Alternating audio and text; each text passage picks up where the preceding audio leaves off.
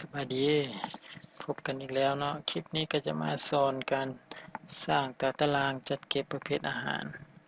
ซึ่งคลิปผ่านมาเราได้สร้างฐานข้อมูลไว้เรียบร้อยเนาะก่อนอื่นก็ต้องเข้า SQL Server ก่อนแล้วก็เข้ามาหาฐานข้อมูลของเราให้กดที่ฐานข้อมูลแล้วก็กด Table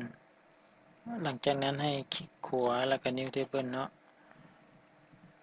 ตัวนี้ให้พิมพ์ชื่อฟิลของเราใส่หรือว่าชื่อคอลัมน์ใส่ตัวนี้เขาจะตั้งชื่อว่า category underscore id data type เก็บเป็น int คอลัมน์ต่อมาก็คือ category name เก็บเป็น int ว่าชาหลังจากนั้นให้คลิกขวาเนาะ set primary หลังจากนั้นให้คลิกขวา set primary key แล้วเข้ามาที่ property นะจะอยู่เบื้องขวามือหลังจากนั้นให้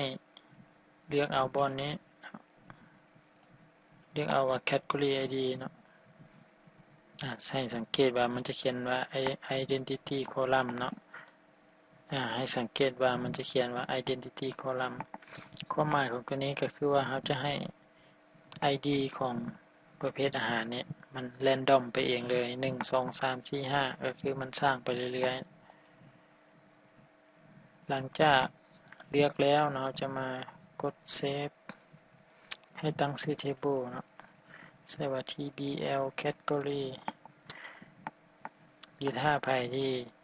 อยากง่ายก็คือตั้งตามคอยก่อนเนาะเวลาเราเขียนทั้งบ่มีปัญหากดเซฟสำหรับวิดีโอนี้เนาะการสร้างเทเบิลประเภทอาหารก็ถือว่าเรียบร้อย